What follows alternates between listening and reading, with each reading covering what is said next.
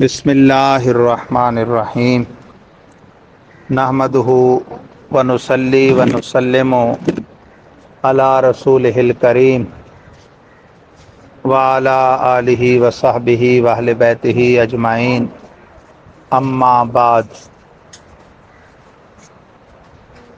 کتاب الصید از موطا امام مالک کا یہ تیسرا باب ہے۔ باب ما جاء فی صید البحر۔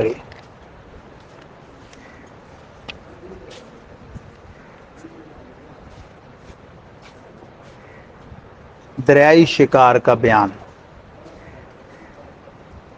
اثر وحدثنی یحیی عن مالک عن نافع ان عبد الرحمن بن ابی ہریرہ سأل عبد اللہ بن عمر اما لفظ البحر فنهى عن اکلہ قال نافع ثم انقلب عبد اللہ فدعا بالمصحف فقرأ احل لکم صید البحر وطعمہ قال نافع فارسلنی عبد اللہ بن عمر الی عبد الرحمن بن ابی ہریرہ انہ لا باس باکلہ۔ حضرت عبد الرحمن بن ابو ہریرہ نے حضرت عبداللہ بن عمر سے پوچھا کہ جس جانور کو دریا پھینک دے تو انہوں نے اس کے کھانے سے منع فرمایا۔ حضرت نافع کا بیان ہے کہ پھر حضرت عبداللہ واپس آ گئے، قرآن مجید منگوایا اور پڑھا تو سورۃ المائدہ کی آیت نمبر 96 پڑھی کہ تمہارے لیے دریائی شکار اور اس کا کھانا حلال کیا گیا۔ نافع نے کہا تو حضرت عبداللہ بن عمر نے مجھے عبد الرحمن بن ابو ہریرہ کے پاس یہ پیغام دے کر بھیجا کہ اس کے کھانے میں کوئی حرج نہیں۔ قال اثر وحدثنی عن مالک، سارا جہان بھی چل رہا پہ بند کرو۔ حدثنی عن مالک عن زید بن اسلم عن سعد الجاری مولا عمر بن الخطاب انہ قال سألت عبد اللہ بن عمر عن الحیتان یقتل بعضها بعضا او تموت سردا فقال لیس بها باس قال سعد ثم سألت عبد اللہ بن عمرو بن العاص فقال مثل ذلك۔ حضرت سعد جاری سے روایت ہے کہ میں نے حضرت عبداللہ بن عمر رضی اللہ عنہما سے ان مچھلیوں کے بارے میں پوچھا جو ایک دوسرے کو کھا جاتی ہیں یا سردی سے مر جاتی ہیں، فرمایا کہ ان میں کوئی حرج نہیں۔ پھر میں نے حضرت عبداللہ بن عمر بن عاص سے پوچھا تو انہوں نے بھی ایسے ہی فرمایا۔ اثر قال حدثنی عن مالک عن ابی زناد عن ابی سلمۃ بن عبد الرحمن عن ابی ہریرہ وزید بن ثابت انہما کانا لا یریان بما لفظ البحر باس۔ ابو سلمہ بن عبد الرحمن سے مروی ہے کہ حضرت ابو ہریرہ اور حضرت زید بن ثابت دونوں حضرات اس مچھلی کو کھانے میں حرج محسوس نہ کرتے جس کو دریا نے پھینکا ہو۔ آثر وحدثنی عن مالک عن ابی زناد عن ابی سلمۃ بن عبد الرحمن ان ناسا من اہل الجار قدموا فسالوا مروان بن الحکم اما لفظ البحر فقال لیس بی باس وقال اذهبوا الى زید بن ثابت وابی ہریرہ فاسألوہما عن ذلك ثم اتونی فاخبرونی ماذا یقولان فاتوہما فسألوہما فقالا لا باس به فاتوا مروان فاخبروه فقال مروان قد قلت لكم قال مالک لا باس باکل الحیتان یصید المجوسی لأن رسول اللہ صلی اللہ تعالی علیہ وسلم قال فی البحر والطہور ماؤہ الحل میتتہ قال مالک واذا اکل ذلک میتا فلا یضر من صادہ۔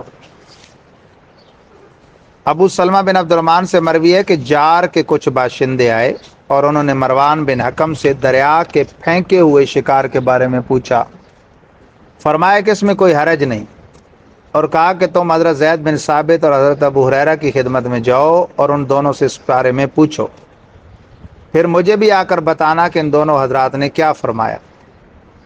پس وہ ان دونوں کی خدمت میں حاضر ہوئے اور ان سے پوچھا تو دونوں حضرات نے فرمایا کہ اس میں کوئی حرج نہیں۔ بس وہ مروان کے پاس آئے اور انہیں بتایا. مروان نے کہا میں نے بھی تم سے یہی کہا تھا.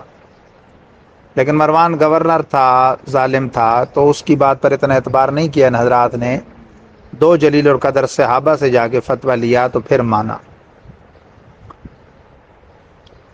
تو اس میں حرج نہیں ہوتی کہ کم علم سے بڑھ کر علم والے سے تصدیق کروائی جائے. امام مالک نے فرمایا کہ ان مچھلیوں کے کھانے میں کوئی حرج نہیں جن کو مجوسیوں نے شکار کیا ہو, کیونکہ رسول پاک نے سمندر کے بارے میں فرمایا صلی اللہ علیہ وسلم کہ اس کا پانی پاک اور اس کا مردہ حلال ہے. امام مالک نے فرمایا کہ جب یہ مردہ کھانا بھی حلال ہے تو کسی کے شکار کرنے سے کیا نقصان ہو. ہمارے امام اعظم امام ابو حنیفہ کے نزدیک دریائی جانوروں میں سے مچھلی کے علاوہ کوئی جانور حلال نہیں. باقی بعض دوسرے ائمہ کے نزدیک مچھلی کے علاوہ بعض دیگر جانور کچھوا وغیرہ بھی بعض فقہا کے نزدیک حلال ہیں. ہمارے امام کے نزدیک صرف مچھلی, اور اگر وہ دریا میں مر کے الٹی تیر جائے جسے تافی کہتے ہیں وہ جائز نہیں ہے. باقی مری ہوئی مچھلی ملے یا بار خشکی پر پانی کی کمی کی وجہ سے مر جائے بغیر ذبح کے حلال ہے, کیونکہ پانی میں رہنے والے جانور میں خون ہوتا ہی نہیں. نہیں تو جو کہتے ہیں یہ شکار کرتے ہیں مچھلی پانی میں جب تیر جاتی ہے الٹی جس سے نیچے اوپر ہو جاتا ہے وہ تو کہتے ہیں حرام ہے, کوئی نہیں تو کھانا یہی بتایا میں نے بھی, تو یہی تو بتا رہا ہوں کہ سوائے اس کے جو مر کے الٹی تیر جائے وہ حلال نہیں ہے. نہیں, وہ جو پکڑ گئے وہ مر گئی وہ تو حلال ہے, لیکن جو اس میں ویسے مر گئی اور وہ تو حلال نہیں ہے. تو وہی میں کیا بتا رہا ہوں.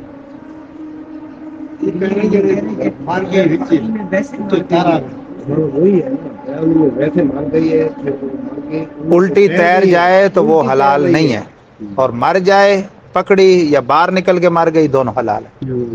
یہی بتائے. آپ نے دیکھ لی مری ہوئی ہے اور پھر وہ حرام ہے. جی آپ نے دیکھ لی ہے تو مری ہوئی ہے اور الٹی تار رہی ہے تو وہ پھر حرام ہے, ورنہ اگر مری ہوئی پکڑے یا زندہ پکڑے اور بار مر جائے دونوں حلال ہے. خوشی بھی جو مر جائے خوشی بھی حلال ہے. اچھا جی پانی کی کمی کی وجہ سے ویسے بہرا تو مچھلیاں جو پکڑتے ہیں ساری وہ کوئی مری تھوڑی پکڑتے ہیں, زندہ ہی پکڑتے ہیں, تو باہر ہی مرتی ہیں. مچھلیاں کہاں مرتی ہیں. نہیں نہیں ویسے مری پڑی ہو نا جو پانی سے خشک ہو جی جائے, پانی اب آ گیا اوپر بہر رہ گئی ہے وہ مر گئی ہے پانی نیچے رہ گیا. حلال ہے وہ بھی. جی مچھلی میں ذبح نہیں ہے نا. کیونکہ مچھلی ٹھیک تھی پانی سے پانی اس کے آگے لے گیا پانی پھر پیچھے آ گیا وہ خشکی پہ رہ گئی پانی سے نکل کے مارے گئی تو مچھلیاں ایسی ہی مرتی ہیں. مچھلیاں تو یہ تو کوئی نئی بات ہے ہی نہیں, یہ تو سوال ہی بچوں والا کیا آپ نے. حدیث پاک میں ہے کہ احلت لنا المیتتان والدمان, ہمارے لیے 2 مردار اور 2 خون حلال کیے گئے. المیتتان السمک والجراد, مردار سے مراد ہیں مچھلی جو بے ذبح کیے مر جائے, اور ٹڈی جو بغیر ذبح کیے مر جائے. ٹڈی دل کہتے ہیں وہ جھنڈ کے جھنڈ جو آتے ہیں اور فصلوں کو اجاڑ کے چلے جاتے ہیں. اور 2 خونوں سے مراد ہے الدمان الطحال والکبد, تلی اور جگر, یہ اصل میں جمے ہوئے خونوں کا نام ہے. چوتھا باب ہے جی باب و تحریم اکل کل ذی ناب من السباع, دانتوں والے ہر درندے کا حرام ہونا. قال حدثني يحيى عن مالك عن ابن شهاب عن ابي ادريس الخولاني عن ابي صالح الخشني ان رسول الله صلى الله عليه وسلم قال اكل كل ذي ناب من السباع حرام. حدثني عن مالك عن اسماعيل بن ابي حكيم عن عبيدة بن سفيان الحضرمي عن ابي هريرة ان رسول الله صلى الله عليه وسلم قال اكل كل ذي ناب من السباع حرام. قال مالك وهو الامر عندنا. حضرت ابو صالبہ خوشنی سے مروی ہے کہ رسول پاک نے فرمایا, یہ بخاری مسلم دونوں میں حدیث موجود ہے, کہ دانتوں سے پھاڑ کھانے والے ہر درندے کا کھانا حرام ہے. اور صحیح مسلم کی حدیث ہے, حضرت ابو ہریرہ سے مروی ہے کہ رسول پاک نے فرمایا دانتوں سے پھاڑ کر کھانے والے ہر درندے کا کھانا حرام ہے. امام مالک نے فرمایا کہ ہمارے نزدیک یہی حکم ہے. ہمارے امام اعظم کے نزدیک بھی اور فقہ حنفی میں یہی قید ہے، درندوں میں جو اپنے نکیلے دانتوں سے شکار کرتا ہو، چیٹ پھاڑ کرتا ہو، اور پرندوں میں جو اپنے پنجوں سے شکار کرتا ہو وہ حرام ہے۔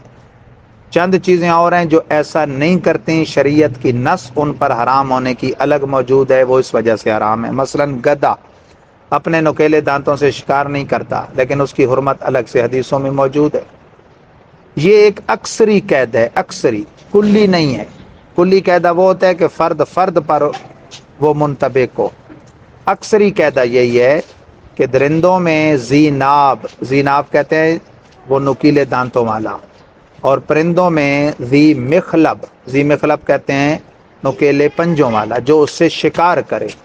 بعض لوگ ہر پنجے سے کھانے والے کو حرام کہتے ہیں، خرگوش پر بعض لوگ فتویٰ لگاتے ہیں، بعض طوطے پر فتویٰ لگاتے ہیں، بلکہ عوام میں طوطے کا حلال ہونا بتایا جائے تو یہ بڑی عجیب منطق ہے جی، بھئی ہم نے نہیں کھایا، بھئی آپ نے نہیں کھایا تو نہ کھائیں۔ آپ کے کھانا نہ کھانا شریعت اس کی پابند نہیں ہے، شریعت اپنے قواعد کی پابند ہے۔ کتابیں واضح طور پر ان میں جزیات موجود ہیں، اور اکثر ہمارے ہاں بعض پرندے نام بائی نام بچپن سے ہم سنتے آئے ہیں حرام ہے، یہ حرام ہے، اور اس کے اپنے قید کلیہ لوگوں نے بنائے ہوئے ہیں، جبکہ کتابوں میں وہ سب حلال لکھے ہیں۔ مثلا بلبل میں سرخ اور پیلے دم والی میں سے سرخ والی کو لوگوں نے گھر بیٹھے بابوں سے فتویٰ لے کے حرام قرار دیا ہوا ہے، اور پیلی والی کو حلال، جبکہ دونوں حلال ہیں۔ اسی طرح مینا جسے لالی کہتے ہیں، اس میں سرخ چونچ والی کو گھر بیٹھے خود حرام قرار دیا ہوا ہے، اور پیلی والی کو حلال، جبکہ شریعت میں دونوں حلال ہیں۔ لاٹے کو حرام قرار دیا ہوا ہے، جبکہ وہ حلال ہے۔ بولو ہمارے ہاں وہ جو ایک پرندہ ہے چھوٹا طوطے کے رنگ کا، وہ حلال ہے۔ یعنی چڑیا، یہ فقہ میں چڑیا کہلاتی ہیں، ان کے مختلف نام ہیں۔ ان میں تقریباً یہ ساری حلال ہے، کیونکہ ان میں کوئی ایسی ہے ہی نہیں کہ جو پرندے سے پنجوں سے شکار کرتی ہو۔ چیل ہے وہ پنجے سے شکار کرتی ہے، باز ہے وہ پنجے سے شکار کرتا ہے، الو جو ہے وہ پنجے سے شکار کرتا ہے، اور یہ سب حرام ہے۔ البتہ یہ جو گدھا ہے یہ بھی شروع میں حلال تھا، پھر بعد میں اہلی گدھے کو حرام قرار دے دیا گیا اور جنگلی گدھے کو حلال قرار دیا گیا۔ اہلی کے حرام قرار دینے کی وجہ یہ نہیں تھی یہ جو ہے کہ وہ کوئی اپنے نکیلے دانتوں سے شکار کرتا ہو، بلکہ اس کی وجہ تھی اس کی ضرورت، کہ وہ بار برداری کے کام میں آتا ہے، تو اس لیے اسے حرام قرار دیا گیا۔ باب ہے ما یکرہ من اکل الدواب، جن جانوروں کا کھانا حرام تو نہیں لیکن مکروہ ہے۔ قال حدثني يحيى عن مالك ان حسن ما سمع في الخيل والبغال والحمير ان لا توكل لان الله تبارك وتعالى قال والخيل والبغال والحمير لتركبوها وزينة، سورہ نحل کی آیت نمبر 8۔ وقال تبارک و تعالی فی الانعام لترکبوا منها ومنها تاکلون، سورہ غافر کی آیت نمبر 79۔ وقال تبارک و تعالی لیذکروا اسم اللہ علی ما رزقهم من بہیمۃ الانعام، سورہ حج کی آیت نمبر 34 ہے۔ فکلوا منها واتموا القانع والمعتر، سورہ حج کی آیت نمبر 36۔ قال مالک وسمعت ان البائس هو الفقیر وان المعتر هو الزائر۔ قال مالک فذکر اللہ الخیل والبغال والحمیر للرکوب والزینہ وذکر الانعام للرکوب والاکل۔ قال مالک والقانع والفقیر ایضا۔ امام یحییٰ نے امام مالک سے روایت کی کہ گھوڑے، خچر اور گدھے کے بارے میں یہ میں نے خوب سنا کہ انہیں نہ کھایا جائے، کیونکہ اللہ نے فرمایا اور گھوڑے اور خچر اور گدھے کے ان پر سوار ہو اور زینت کے لیے، یعنی ان کی حرمت چونکہ زینت اور سواری کی وجہ سے ہوئی، تو ان کی حرمت اس طرح نہیں ہے جو ان کی ہے جو درندے چیر پھاڑ کرنے والے ہیں۔ بعض چیزوں کی پھر علت وجہ مخصوص ہوتی ہے، وہ ختم ہو جاتی ہے، پھر بھی حکم باقی رہتا ہے۔ مثلا اس کی مثال دوں میں آپ کو کہ گھوڑے پر اصلاً وہ حکم نہیں لگتا کہ وہ ذی ناب ہو، اپنے نکیلے دانتوں سے شکار کرتا ہو، لیکن اس کی حرمت کی وجہ بنی تھی، جس طرح گدھے اور خچر کی بار برداری بنی تھی، اس کی بنی تھی آلہ جہاد ہونا۔ اب وہ حالانکہ آلہ جہاد نہیں ہے کہ بھائی بھیڑ بکریوں کی طرح اگر ذبح کر کے کھایا جاتا رہے گا تو کم ہو جائے گا، اب اگرچہ وہ نہیں ہے لیکن حکم باقی ہے، کیونکہ اب دلوں میں وہ کراہیت بیٹھ گئی اب کوئی اگر وہ جیسے ہوا ہے یہ واقعہ ہمارے میاں والی میں موسیٰ خیل میں، غیر مقلدین نے وہابیوں نے ضد کر کے کہ بھئی یہ وہ درندوں میں نہیں آتا اور پہلے حلال تھا اب بھی حلال ہے، وہ وجہ نہیں رہی، تو ذبح کیا تو فوراً ان کی شکایت ہو گئی اور اسے اٹھا کر وہ لے گئے۔ اسی طرح میں گوجرانوالہ میں تھا تو انہوں نے تو خیر اپنی کتابوں میں گدھے کو حلال لکھا ہے، تو ایک بیمار تھا گدھا، وہ ٹھیک نہیں ہو رہا تھا، ہمارا ایک طالب علم کہتا ہے جی وہ ہمیں کہتے ہیں کہ تم لوگ جو ہے نا وہ ذبح کر دو ہمیں، ہم کھا لیں گے بیمار۔ میں نے کہا بھائی جب وہ کھا سکتے ہیں تو حلال بھی خود کریں، ادھر تم ذبح کرتے جاؤ گے، ویڈیو کا دور ہے، ادھر اشتہار اور اخباروں میں چھپ جائے گا کہ بریلویوں نے فلاں جگہ گدھا کھایا۔ تو اذان کا اسی طرح عند الصلاۃ اور عند الفلاح جو چہرہ دائیں بائیں گھمانے کی اصل علت تھی وہ تھی آواز کا پہنچانا۔ اب اگرچہ وہ ضرورت سپیکر نے پوری کر دی لیکن اب بھی وہ اسی طرح مسنون ہے۔ تو بعض احکام کی علت اگرچہ خاص ہوتی ہے وہ اٹھ جاتی ہے لیکن حکم باقی رہتا ہے۔ تو یہ انہوں نے چند ایتیں اس پر پیش کی امام مالک نے کہ فرمایا کہ گھوڑے خچر اور گدے کے ان پر سوار ہو اور زینت کے لیے، سورہ نحل کی آیت نمبر 8، اور پھر سورہ انعام کی آیت نمبر فرمایا کہ اور مویشیوں کے بارے میں فرمایا کہ کسی پر سوار اور کسی کا گوشت کھاؤ، لِتَرْكَبُوا مِنْهَا مِنْهَا تَأْكُلُونَ۔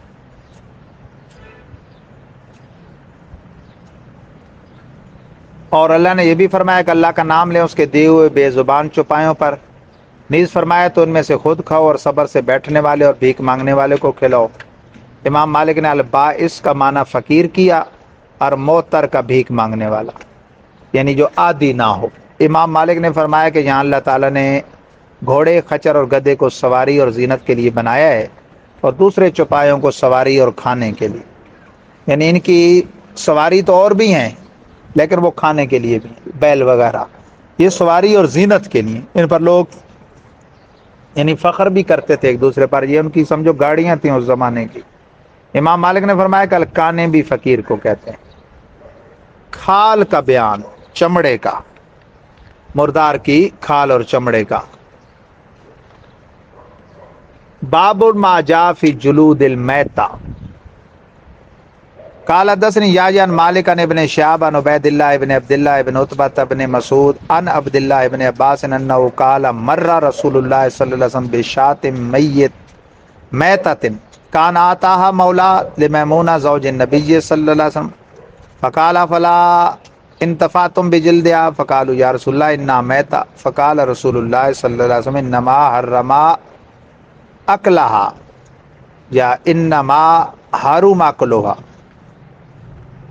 یہ بخاری مسلم دونوں میں یہ روایت موجود ہے کہ عبید اللہ بن عبداللہ بن عتبہ بن مسعود سے مروی کہ حضرت عبداللہ بن عباس رضی اللہ عنہما نے فرمایا کہ رسول اللہ صلی اللہ علیہ وسلم ایک مردہ بکری کے پاس سے گزرے، مر گئی تھی تو ڈال دی لوگوں نے، جو حضرت میمونہ ام المومنین کے غلام کو دی گئی تھی۔ فرمایا کہ اس کی کھال کو کیوں کام میں نہ لائے؟ عرض گزار ہوئی یا رسول اللہ یہ تو مردار ہے۔ فرمایا اس کا کھانا حرام ہے، اس کی کھال کا استعمال ہو سکتا، حلال جانور ذبح کیا جائے یا از خود مر جائے، دونوں صورتوں میں اس کی کھال تیار کر کے استعمال میں لائی جا سکتی ہے، اور جو حرام جانور ہیں اگر اس پر کسی نے بسم اللہ پڑھ کے ضربہ شرعی طریقے پہ کر دیا تو وہ حلال نہیں ہوگا، پاک ہو جائے گا۔ پاک کا مطلب ہے اس کی کھال استعمال میں لائی جا سکتی ہے، گوشت کھانا حلال نہیں۔ قال حدثني مالك عن زید بن اسلم عن ابن والتا المصری عن عبداللہ ابن عباس ان رسول اللہ صلی اللہ علیہ وسلم قال اذا دوبغ الإعاب فقد طهر۔ یہی آج تک بطور قانون یہ لفظ فقہ کی کتابوں میں استعمال ہوتے آ رہے ہیں، الإعاب دوبغا کلو اعاب دوبغا فقد طهر الا جلد الخنزیر والآدمی، آدمی اور خنزیر کی جلد کے علاوہ ہر کھال استعمال ہو سکتی ہے دباغت کے بعد۔ دباغت کا معنی ہے رنگنا، پہلے وہ بڑے بڑے کڑھائیوں میں کیکر کی چھال وغیرہ چیزیں ڈال کے انہیں تیار کرتے تھے، اب فیکٹریوں میں تیار ہو جاتی ہیں۔ فرمایا حضرت عباس نے، عبداللہ بن عباس نے کہ حضور نے فرمایا جس کھال کی دباغت کر لی جائے وہ پاک ہو جاتی ہے۔ صحیح مسلم کی حدیث ہے۔ اس باب کی آخری حدیث ہے جو سنن ابن ماجہ، ابو داؤد، سنن نسائی، سنن ترمذی سب میں موجود ہے۔ حدثني عن مالك عن يزيد بن عبد الله ابن قسيط عن محمد ابن عبد الرحمن بن ثوبان عن أمه عن عائشة زوج النبي صلى الله عليه وسلم ان رسول اللہ صلی اللہ علیہ وسلم امر ان یستمتع بجلود المیتہ اذا دبغت. یہ موطا امام مالک کتاب الصید کی مجموعی طور پہ یہ اس باب کی تو تیسری حدیث ہے، باب ما جاء فی جلود المیتہ، اور اس کتاب کی حدیث نمبر 500 ہے. محمد بن عبد الرحمن بن ثوبان کی والدہ نے حضرت صدیقہ بنت صدیق سے روایت کی کہ رسول پاک نے حکم فرمایا کہ مردار کی کھال سے دباغت کے بعد فائدہ اٹھانا چاہیے. آخری باب ہے کتاب الصید کا، باب نمبر 7، باب ما جاء فی من یضطر الی اکل المیتہ، جو مردار کھانے پر مجبور ہو جائے اس کا شرعی حکم. دو حدیثیں، ایک حدیث ہے آگے امام مالک کا فقہی تبصرہ ہے. قال حدثني یحیی عن مالک ان حسن ما سمع فی الرجل یضطر الی المیتہ انه یاکل منها حتى یشبع ویتزود منها فإن وجد عنها غنى طرحها. امام مالک کے شاگرد یحییٰ نے امام مالک سے روایت کی کہ بہتر بات جو میں نے اس شخص کے بارے میں سنی جو مردار کھانے پر مجبور ہو جائے یہ ہے کہ پیٹ بھر کر کھا لے اور کچھ رکھ چھوڑے، اگر حلال روزی مل جائے تو اسے پھینک دے. حالت اضطراری میں جب آدمی ایک لقمہ نہ اندر ڈالے تو مر جائے گا. اس کی مختلف صورتیں ہماری فقہ حنفی میں تو یہ ہے کہ ضرورت بحثیہ ضرورت ہوتی ہے، الضرورات لا تبیح الضرورات تبیح المعذورات، ضرورتیں بعض ممنوعات کو ضرورتاً جائز قرار دیتی ہیں. مثلا کھانا کھا رہا ہے، لقمہ اٹک گیا، نیچے نہیں جاتا تو سانس ٹوٹ جائے گا، مر جائے گا. سوائے شراب کے کوئی چیز نہیں اس کو اتارنے کی، تو ایک دو گھونٹ جس سے وہ اتر جائے اس سے زائد جتنی لے گا وہ حرام ہوگی، اسی طرح جس طرح پہلے حرام تھی. کچھ نہیں ہے کہ کھائے نہ تو مر جائے گا ایک لقمہ بھی، اور سوائے حرام مردار جانور کے حتیٰ کہ خنزیر کے کچھ نہیں. تو اتنا لقمہ کہ جس سے جان بچ جائے اس کا استعمال کر سکتے ہیں. ایمان اور جان میں پھر زمین آسمان کا چونکہ فرق ہے. ایمان کی جہاں بات آ جائے تو وہاں جان دے دے تو شہید اعظم ہوگا، لیکن رخصت وہاں بھی ہے، کیونکہ ایمان اصل نام ہے دل کی تصدیق کا. زبان سے اقرار، اقرار باللسان، یہ ضرور تن ہوتا ہے. جیسے نیا کافر مسلمان ہوا نا، نو مسلم ہے، تو اب اس سے کوئی مسلمان تصدیق چاہے تو اس کے لیے ضروری ہے کہ وہ اظہار کرے. عام جو پیدائشی مسلمان ہیں یا جدی پشتے مسلمان چلے آ رہے ہیں ان کے لیے ہر وقت اقرار کے ذریعے اپنی تصدیق کروانا ضروری نہیں، ضرورتاً اقرار ساکت ہو جاتا ہے.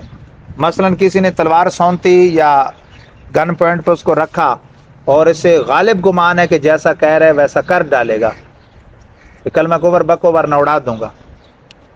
اجازت ہے دل کی تصدیق قائم رکھتے ہوئے ظاہری طور پہ انکار کر دے، لیکن اگر اس ٹائم بھی نہیں کرتا اور شہید ہو جاتا ہے تو شہید اعظم ہے. لیکن یہ اگر مر جاتا ہے اور وہ لقمہ ایک نہیں استعمال کرتا تو یہ شہید کوئی نہیں، یہ گناہگار ہوگا.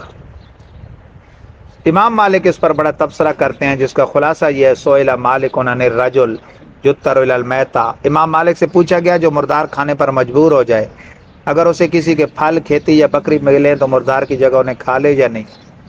احناف کا مسئلہ میں نے اپنا مسئلہ آپ کو بتا دیا. امام مالک نے فرمایا کہ اگر پھلوں، کھیتی یا بکریوں کا مالک اس کی مجبوری کو محسوس کر لے گا اور اسے چور شمار کر کے ہاتھ نہیں کٹوائے گا تو جو چیز پائی ہے اسے کھا کر اپنی بھوک بجھا لے اور جمع کر کے نہ رکھے. اور یہ مجھے مردار کھانے سے زیادہ پسند ہے، کہ ویسے تو یہ چیز پاک ہے نا، اس کے حق میں جائز نہیں تھی لیکن مجبوراً اسے استعمال کی. اور ایک ہے کہ ہے ہی مردار اور ضرورتاً استعمال ہو رہی ہے. اور اگر یہ خدشہ ہو کہ وہ اسے سچا نہیں سمجھے گا اور اس حرکت کے باعث اسے چور شمار کرے گا، ہاتھ کاٹ ڈالے گا، تو اس حالت میں میرے نزدیک اس کا مردار کو کھا لینا بہتر ہے، کہ ہاتھ تو بچتا ہے نا، آئندہ حلال تو کمائی کرے گا.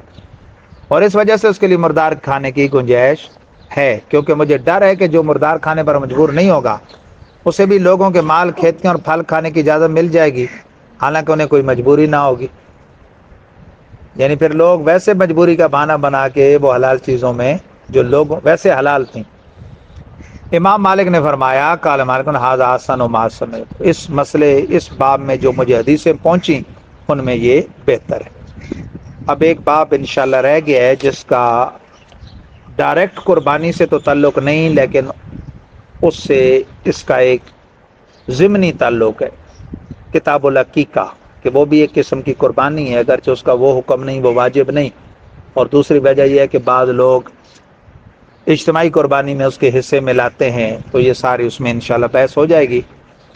وہ میں نے 20ویں جلد لانی تھی، یہ خطان میں 30ویں جلد مطالعہ کر رہا تھا تو وہ اٹھا لایا. وہ 15 شرائط جو انہوں نے بیان کی اعلی حضرت نے شکار کے لیے، 5 شکاری کے لیے، 5 اس شکار کے لیے، اور 5 شکاری جانور کے لیے. موقع کی مناسبت سے کبھی انشاءاللہ اس کا بیان ہو جائے گا. ہاں جی.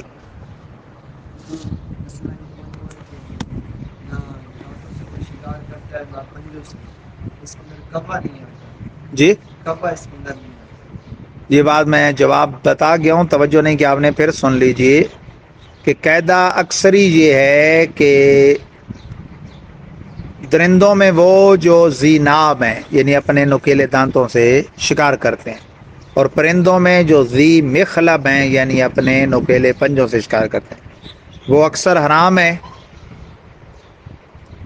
اور وہ جانور کہ جن کی حرمت کا الگ سے بیان آ گیا، وہاں میں نے مثال دی تھی گدھا، کہ وہ ذی ناب نہیں ہے لیکن اس کی حرمت کا بیان آ گیا. اسی طرح پرندوں میں کوا ذی مخلب نہیں ہے، ٹھیک ہے نا، لیکن اس کی حرمت کا الگ بیان آ گیا. اور وہ ایسا نہیں ہے کہ کلی طور پر ذی مخلب نہ ہو، وہ تھوڑا بہت ذی مخلب ہے بھی صحیح، کہ وہ عام حالات میں دانہ دن کا بھی چگتا ہے، لیکن وہ موقع ملنے کی صورت میں پنجے سے شکار بھی کرتا ہے، اور اس کا تو مشاہدہ بلکہ زیادہ ہوتا ہے. جو مشہور ہیں پنجے سے شکار کرنے والے، ان کا مشاہدہ ہماری عام زندگی میں کم ہوتا ہے، باز کا یا شکرے کا یا الو کا. اس کا زیادہ ہوتا ہے کہ گھروں میں یہ وقتاً فوقتاً مرغی کے چوزے وغیرہ یہ ایسی چیزیں اٹھا کے لے جاتا ہے. اور اب تو جدید دور ہے اور جدید کوے ہیں، مرغی کے چوزے کم ملتے ہیں. اب وہ جو ہے وہ ٹوتھ برش وہ اٹھا کے لے جائیں گے، صابن اٹھا کے لے جائیں گے، ٹھیک ہے نا. ورنہ پہلے دور میں وہ یا پرندوں کو چک کے لے جاتے تھے، گھروں میں جو چھوٹے پرندے ہوتے تھے، یا پھر بوڑھی خواتین جو ہے وہ وقتاً فوقتاً اپنے وہ زیورات دھو کے رکھتی تھیں تو ان کو اڑا کے لے جاتے تھے. یہ کوے کی خصوصیت ہے کہ یعنی وہ فاسق ہے. فاسق اس پرندے کو کہا گیا جو اپنی ضرورت کے لیے دوسرے کے، اسے اپنی بھی ضرورت نہ اور دوسرے کا نقصان کرے. بلی کو فاسق نہیں کہا گیا، حالانکہ وہ منہ مارتی ہے نا دودھ وغیرہ میں، چیزوں میں، لیکن وہ اپنی ضرورت کے لیے مارتی ہے. اب کوا یا چیل وغیرہ انہیں فاسق کہا گیا، اور کیونکہ یہ وہ چیز اٹھاتے ہیں جو ان کی ضرورت نہیں، ان کی بھی ضرورت نہیں اور بندے کی بھی نقصان کرتے ہیں. اب جیسے وہ کیل، اپنا چیل یا کوا، وہ کوئی کیل کانٹا اٹھا کے لے گئے، انگوٹھی لے گئے، کڑا لے گئے، زیور کو لے گئے، تو انہیں خود بھی ضرورت نہیں اور اگلے کا بھی نقصان کیا. اسی طرح چوہا ہے، وہ کتابیں کترتا ہے، اس میں اس کی بھی کوئی ضرورت نہیں اور بندوں کا بھی نقصان کیا. کپڑے کترتا ہے، اسے بھی فاسق کہا گیا. چند جانور ہیں جن کا حل و حرم میں بحالت احرام بھی قتل کرنا جائز ہے. اس میں چوہا ہے، سانپ ہے، چیل ہے، کوا ہے، اور چوہے کی مثل نقصان کرنے والی زہریلی چیز چھپکلی، گرگٹ وغیرہ بھی ہے. حدیث پاک میں مسلم شریف میں جو چھپکلی کو ایک ضرب سے مارے اس کے لیے 100 نیکی ہیں. پھر جتنی ضربیں زیادہ کرے گا نیکیاں کم ہوں گی، یعنی پہلی ضرب میں ہی مارنے کا حکم ہے. بلکہ یہی ایک دفعہ علماء کے مابین بحث چلی، اعلیٰ حضرت عظیم البرکت جب دوسرے حج پر تھے تو مدینہ منورہ میں زیادہ دن قیام ہوا. جس کمرے میں وہ تھے بالا خانے پر تھا، تو وہ ایک طرف ان کا پلنگ لگایا ہوا تھا، دوسری طرف وہ سامنے علماء بیٹھتے تھے مسائل پوچھنے کے لیے. تو اوپر وہ ایک تھا بنا ہوا دالان سا، وہ اس میں وہ کبوتر بیٹھتے تھے. انہوں نے اڑائے تو اعلیٰ حضرت نے اس پر اظہار ناراضگی فرمایا کہ میں حرم شریف میں جہاں بھی دیکھتا ہوں یہ بیچارے بیٹھتے ہیں، لوگ ان کو ڈراتے ہیں، تو یہ ناجائز ہے. تو یہاں انہوں نے کہا کہ جی یہ جو ہے نا وہ تکلیف دیتے ہیں، یعنی وہ اوپر وہ بنا رہے تھے گھونسلہ تو تن کے گرتے تھے تو وغیرہ. تو اللہ نے فرمایا کہ انہوں نے ابتدا کی یا تکلیف کی تو پھر تو یہ فاسق ہوئے. اور کبوتر بالاتفاق فاسق نہیں ہے، یعنی حدیث نے ان کو فاسق نہیں کہا اور پرندوں کو فاسق کہا ہے. اور اگر یہ ابتدا نہیں کرتے تو پھر لوگوں کو خود سوچنا چاہیے کہ وہ کیوں ان کو تنگ کرتے ہیں. تو اسی دوران کسی کی نظر چلی گئی، انہوں نے کہا کہ یہ آپ پر وہ تن کے نہیں گراتے. تو آپ نے فرمایا کہ سہلاناہم وصالحونا، ہم نے ان شریف پرندوں سے سلو کر لی، انہوں نے ہمارے ساتھ سلو کر لی. تو پرندوں کی اپنی اپنی خصلتیں ہیں، یہ بڑا لمبا موضوع ہو جائے گا. کتاب الحیوان میں علامہ دمجری نے ان کے فقہی احکام بھی بیان کیے ہیں، لیکن وہ مذہب شافعیہ پر ہیں. البتہ ان کے خصائص بیان کیے ہیں پرندوں کے. تو طوفان نوح کے موقع پر بھی تفسیر روح البیان میں کہ جب طوفان تھم گیا تو حضرت نوح نے جائزہ لینے کے لیے حالات کا دائیں بائیں پوچھا کون جائے گا، تو مرغی نے کہا میں جاؤں گی. تو آپ نے اس کو پکڑ کے مہر لگائی اور فرمایا تو وہ پرندہ ہوگا جو اڑنے والا نہیں ہوگا. مرغی پرندہ ہے لیکن اڑتی نہیں. کوے کو بھیجا تو یہ ادھر ادھر ہی گھوم پھر کے واپس آ گیا نا، اس نے خباثت کی. تو آپ نے اس کے لیے دعائے ہلاکت کی، جیسے بد دعا کہتے ہیں. پیغمبر کے لیے یہ لفظ میں اچھا نہیں سمجھتا، بد کا معنی ہوتا ہے برا. تو اس کے خلاف دعا کی. تو یہ ہر وقت سرگرداں نظر آتا ہے، ساکن و راس نہیں بیٹھتا، دائیں بائیں یوں ادھر ادھر، ہر وقت یہ مضطرب رہتا ہے. اور کبوتر کو بھیجا تھا تو وہ خبر لے کے آیا تھا، اور وہ آیا تو جس زمین سے آیا تھا اس کی مٹی سرخ تھی تو پاؤں سرخ تھے. آپ نے پوچھا تو اس نے کہا مجھے یہ پسند ہے. تو گلے میں وہ ہار آپ نے ڈالا تو آج تک گانی کے طور پہ چلا آ رہا ہے. اور حدیث پاک میں فرمایا گیا کہ گھر میں یہ رکھ لو کہ جنات جو گھروں میں بچوں کو تنگ کرتے ہیں وہ ان کے ساتھ مشغول رہیں گے، بچوں کی جان چھوٹی رہے گی. اسی طرح ابو داؤد شریف کی حدیث میں ہے کہ جو زیادہ پیسے رکھتا ہو وہ گھر میں بکریاں پالے، اور جو چاہتا ہے گھر میں کوئی چیز پالے اور پیسے کم ہیں وہ مرغیاں پالے. ان دونوں کو بھی بابرکت قرار دیا گیا. اور ہمارے آقا صلی اللہ علیہ وسلم باقاعدہ بکری کو جھاڑتے تھے اس سے گرد وغیرہ، اور فرمایا کہ یہ جنتی جانور ہے. اللہ تبارک و تعالی جل جلالہ ہمیں ان چیزوں سے پیار کرنے کی توفیق عطا فرمائے جس سے ہمارے آقا نے کیا.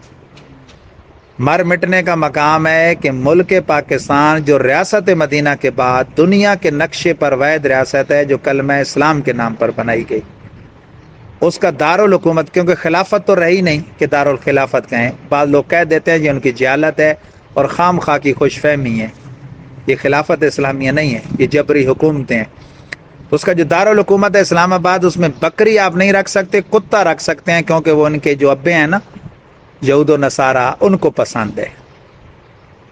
اور ہمارے ہاں لوگوں کے وہ لیڈر ہوتے ہیں جو کتے پالتے ہیں اور کتوں سے انہیں پیار ہوتا ہے. جیسے ریاست مدینہ کا جھوٹا دعوے دار جس کا جو اپنے ایک گٹھ کے ایک بالش کے منہ پہ آج تک وہ مدنی رنگ نہیں لا سکا، جس کی ظاہر صورت بھی انگریزوں والی اور پلا بڑا بھی انگریزوں میں، تو اس کو بھی کتے پالنے کا شوق ہے. اور بندوں میں بھی اب تو لونڈے لونڈے اس نے اتنے پال دیے ہیں کہ یہ بات اس طرح کی کوئی ممبر پہ کرے تو اس کو بھی بھونکتے ہیں. یعنی جیسے امیر المومنین کو کچھ کہہ دیا ہو، یا مقصد ہے کوئی بہت بڑے پارسا اور بزرگ کو جس نے بڑی خدمات دینیہ سر انجام دی ہوں اس پر رد و قدا کر دی گئی ہو.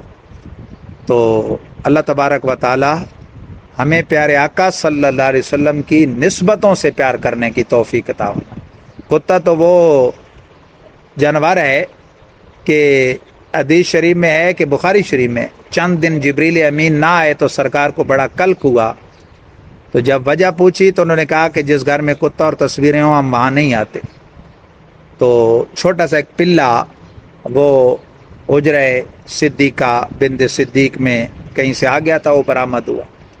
فقہا نے لکھا ہے کہ ضرورتاً بھی جو رکھے، ضرورتاً یعنی اس کا کہیں ایسی جگہ پہ ڈیرا ہے جہاں فصلوں یا گھر کی حفاظت کے لیے اس کی ضرورت ہے تو اس کا ٹھکانہ گھر سے باہر رکھے. گھر میں جہاں ہوگا وہاں رحمت کے فرشتے نہیں آئیں گے. تو یہ انسان کی، اس سے بندہ خود سمجھ لے کہ اس کی فطرت کیا ہے. ایک بندہ اسے بکریوں سے پیار ہے، ایک بندہ ہے اسے کتوں سے پیار ہے. ہمارے معاشرے میں اسکول کالج کی تعلیم کے ذریعے اتنا وہ انگریزی سوچ اور کلچر کا اثر ہو گیا ہے کہ اس کو ماڈرن یعنی جدید فکر والا اور سمجھدار بندہ اور شہری بابو سمجھا جاتا ہے، جو کتے پالے اور کتوں کے ساتھ سوئے اور کتوں کے ساتھ وہ ناشتے کرے اور کتوں کے ساتھ وہ صبح سیر کرے.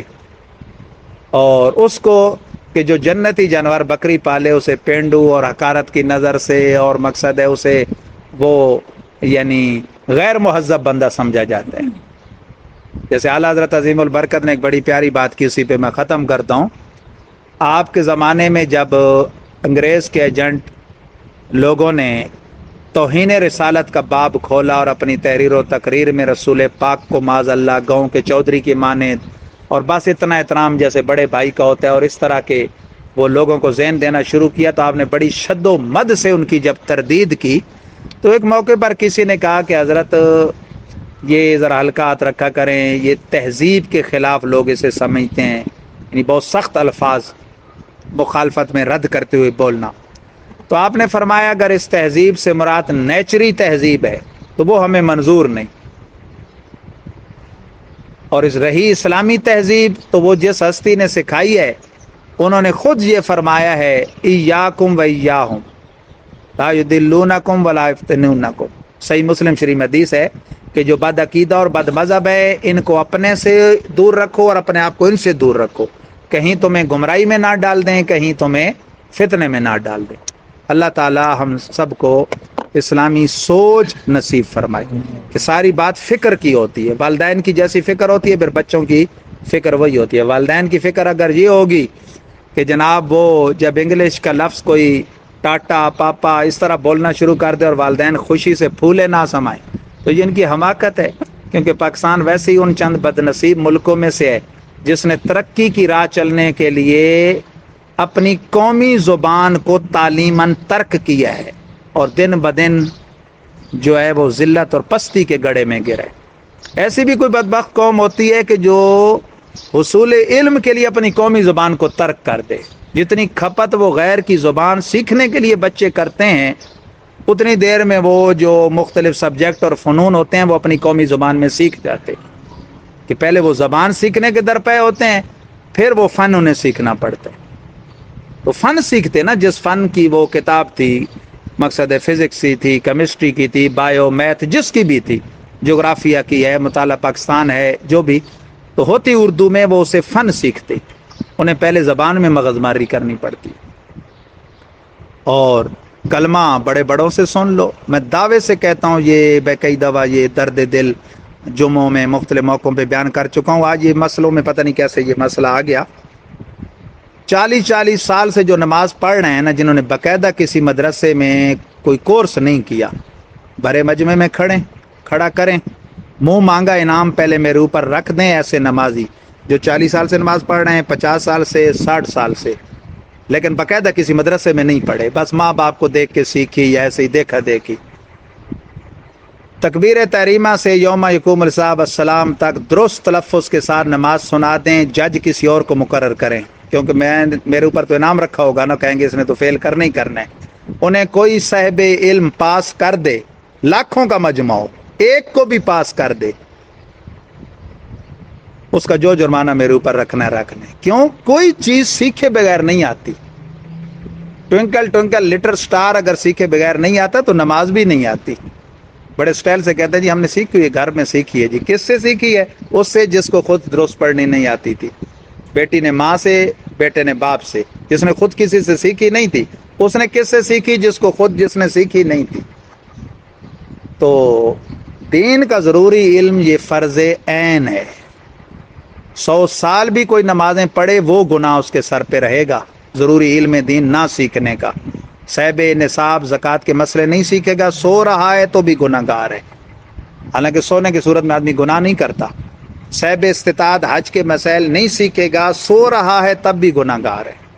جس پر قربانی واجب ہے قربانی کے مسائل نہیں سیکھے گا، سو رہا ہے تب بھی گناہ گار ہے۔